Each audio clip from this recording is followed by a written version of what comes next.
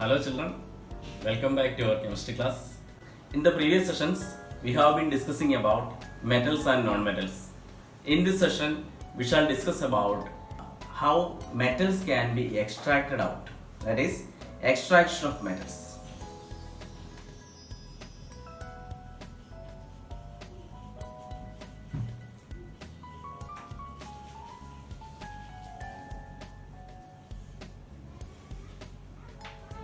Children, so far we have been discussing in our previous modules related to how metals and non-metals react with the different substances. Now we are trying to find how can we get these metals in the pure form. Children, you know, some metals are only available in the pure form like gold and silver, Gold, silver, platinum are very least reactive, so they are available in the native form. But there are other metals which need to be extracted out. We are going to discuss about this the extraction of metals only. The branch of chemistry which deals with the extraction of metals is called metallurgy. So all those metallurgical processes which are included in the extraction of metals only we are going to discuss here. Now first of all, you must remember what are the substances in which this metal can be found. Those substances in which at least some amount of metal is present, those substances we call it as minerals. So children, you must remember minerals are the source of metals. Okay, so what are these minerals? Minerals means sodium. Sodium is found in NaCl. Correct? So NaCl is found in the sea or seawater, or this NaCl is actually a mineral for extracting out sodium, we can say. Like that, there are different substances where metal is found. But from all the minerals, we cannot extract out metals because sometimes the cost of extraction will be more than what we actually get the substances. So we need to extract in a profitable way the minerals from which the metal can be extracted in a profitable way, that are called ores. So first let us look into what are ores. Ores are those minerals from which metals can be extracted in a profitable way. Clear? Now let's see what are the steps involved in the metallurgical processes. First one is concentration of ore. Means we have to get first of all ore in a proper form. That is called concentration of the ore or benefaction of ore. Okay. Now second case is isolation of metal. Second, we have to isolate the metal from this crude or whatever it is. Now isolation of metal. Then third one, once we have got metal, this metal still contain, there are n number of impurities. So in order to remove those impurities, we have to actually do refining. So refining of metal. So these are the three steps, mainly three steps involved in the extraction of metal. That is, first one is concentration of ore, second one is isolation of metal, then third one is refining of metal. Clear? Now let us say one by one. First let us look into how can we concentrate, how can we do the concentration of ore. Children, you know, metals are having different reactivities. Right? Some are highly reactive, some are moderate reactive, and some are least reactive. Sodium, potassium, calcium, magnesium, aluminium. So these are actually considered to be sodium, potassium, sodium, calcium, magnesium, aluminium. These actually we consider as some of the highly reactive. Means from reactivity decreases downward. We have already discussed about it. So this is actually done by, this extraction is done by electrolysis method only. Means you cannot simply extract easy methods, and the other metals like zinc, iron, lead and copper. Zinc, iron, lead and copper, these are actually medium reactive metals, okay, or moderately reactive, we can say.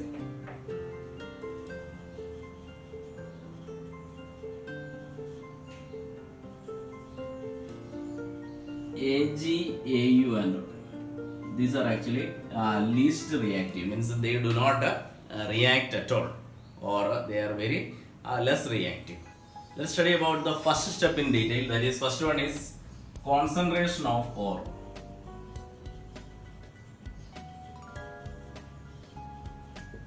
In concentration of ore, we have to get ore in proper form. That's what is our main concern. So for that, first one is, what we do is, there are different methods involved in it. First one is hydraulic washing.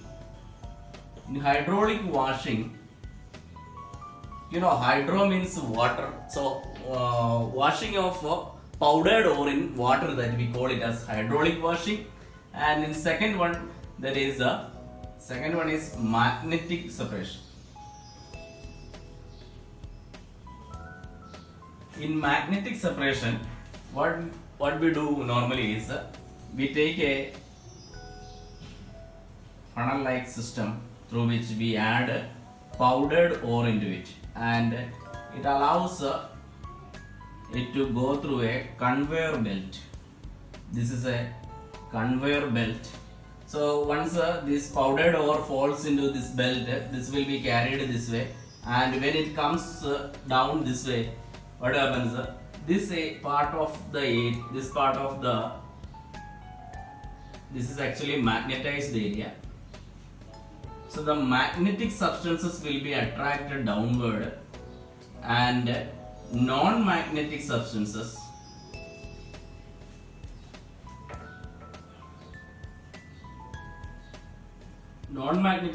will be thrown away from it. Why? Because you know, due to inertia of motion, substances will tend to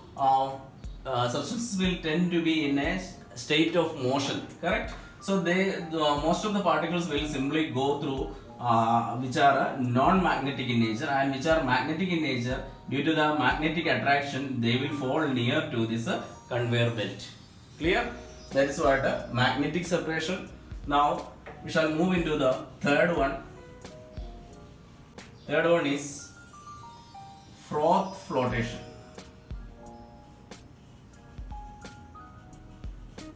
In froth flotation, we take a beaker like system in which we add some pine oil into it, and when you agitate this one with the help of a pedal, what happens? Along with the froth, ore particles actually come up along with the froth which forms. Okay, I will repeat once again. You have to rotate a pedal in a powdered ore along with the water. Then you have to add some pine oil into it. Then on agitating the pedal, what happens? Froth is formed. That form along with that ore will be coming upward. Clear?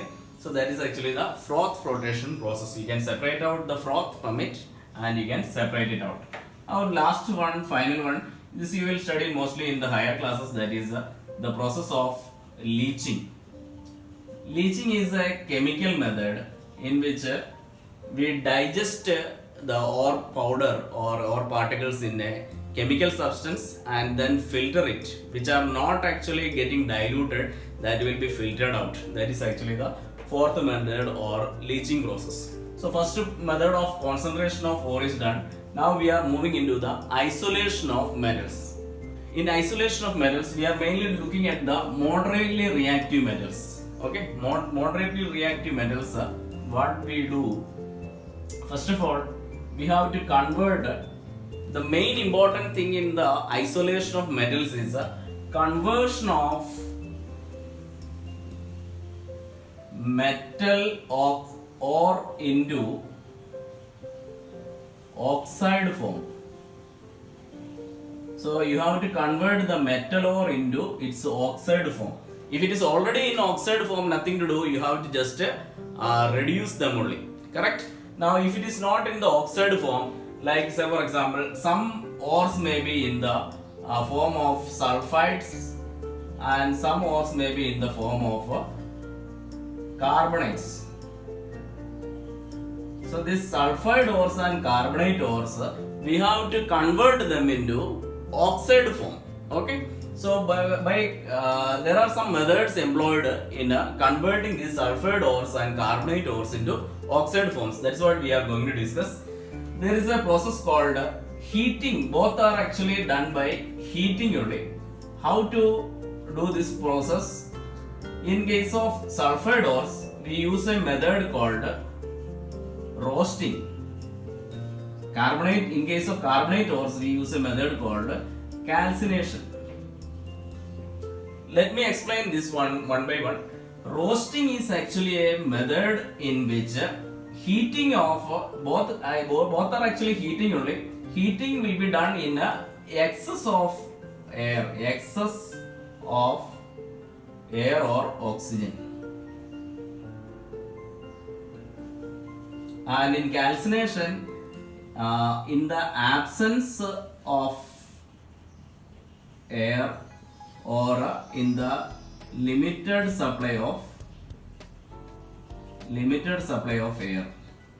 Okay, so this is actually the difference between roasting and calcination. Heating of sulfide ores is called roasting, and heating of carbonate ores is called calcination. Whereas in roasting, roasting is done in the excess of oxygen and calcination is done in the absence or in the limited supply of air or oxygen. Clear? So what we will do is, these metallic sulfides or carbonates, we convert them into oxide form. So once it is converted into oxide form, then we can easily reduce them into metals. Clear? Let's take an example of zinc, in which zinc in the ZnS is a sulfide form,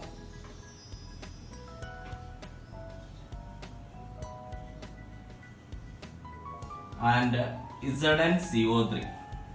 ZnCO3 is a carbonate ore. Okay, ZnS is a sulfide ore and ZnCO3 is a carbonate ore. On reacting in presence of oxygen only, roasting is done. Roasting is done in presence of oxygen only. In roasting, sulfide ores like ZnS converts to ZnO, that is ZnO is the oxide form, and SO2, sulfur dioxide gas, is evolved. And in case of calcination,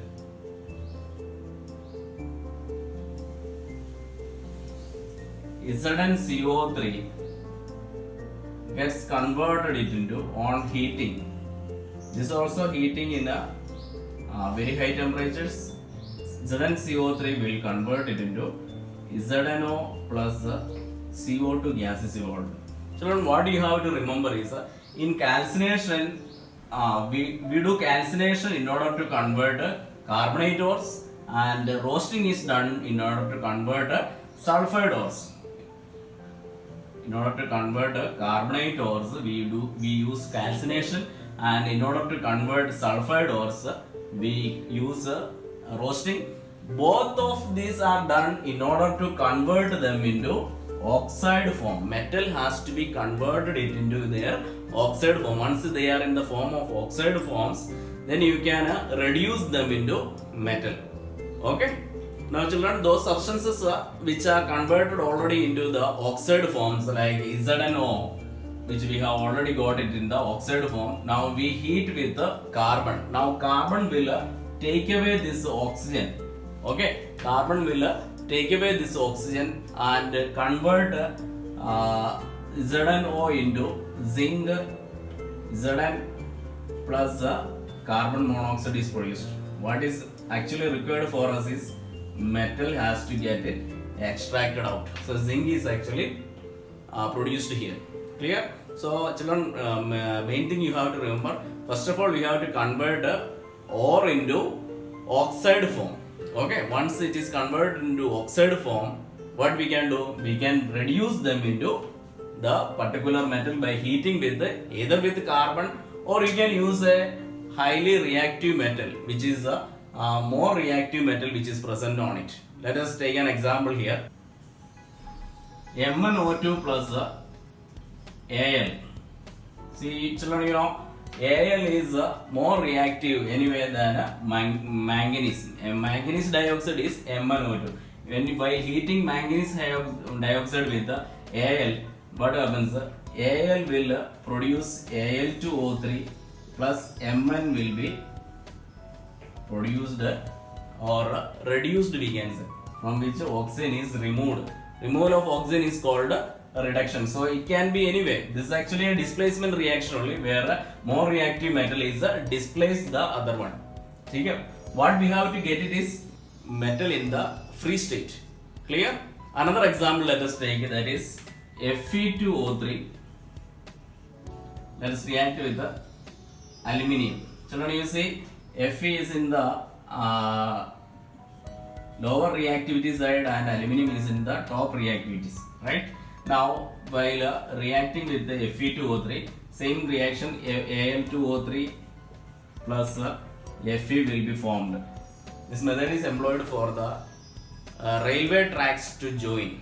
Okay, so this is also called a thermate process. Children, always remember this question comes in the exams.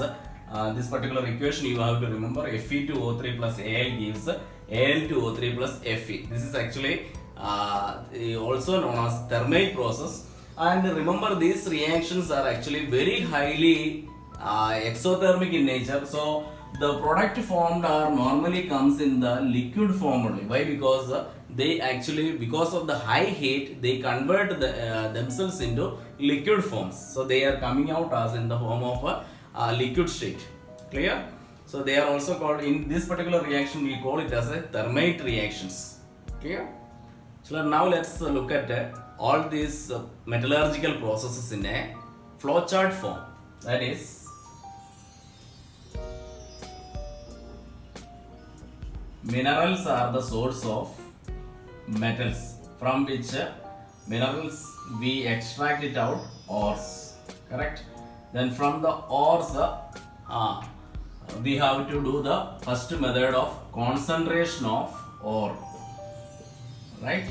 Now concentration of ore, once it is done, you have to divide metals into three different categories, in which highly reactive metals, then medium reactive, then we have also least reactive.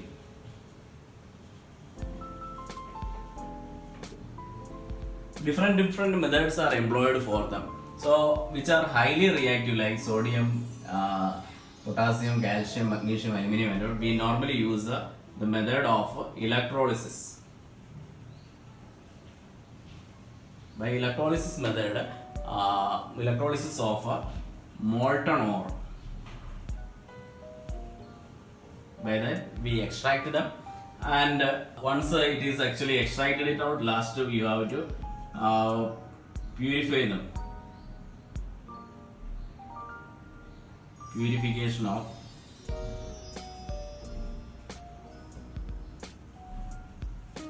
metals.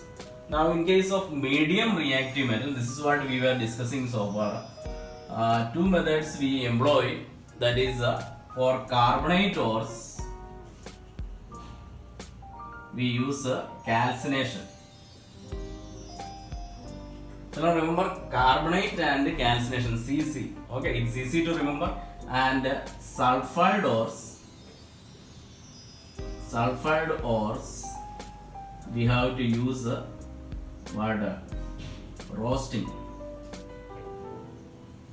Okay, roasting is the method of heating of metallic ores in a excess supply of oxygen, and calcination is a method used to heat the metallic ores in a limited supply of air or oxygen. Correct. Now once the calcination is done, we have to it is actually converted it into oxide form. Both can be written as both actually by both the methods we get the oxide form of ore. Okay, or we have got it in the oxide of form of metal. Now you have to do the reduction of oxide ore, and then last one you have to do is purification in order to get the pure metal. Okay, now in low reactivity also mostly sometimes sulfide ores are there, then sulfide ores you have to convert them into oxide ores, then you have to reduce them, reduction you have to use, then finally you have to purify them. So this is the flow chart which we can generally say that minerals from which ores we get. Ores, first what we have got ores, we have to do the method of concentration of ore, which if it is highly reactive you have to go for electrolysis method, and medium and least reactive we use the methods in which conversion of ores into oxide form. Whether it is least reactive or medium reactive, you have to convert them into oxide form. So for oxide form, in order to convert them into oxide form, we use two methods. Carbonate ores we convert them into oxide form by calcination method, and sulfide ores converting them into oxide ore by using a roasting method. And once it is converted into oxide form, next we have to use a reduction of oxide ores in order to convert them into pure metal. Then once the metal is formed, then you have to purify them. Okay, once again I will tell you, reduction of oxide ore, then purification of that metal is done. Clear? So the rest of the topics we will put up in the next topic. Thank you students, thank you and have a nice day.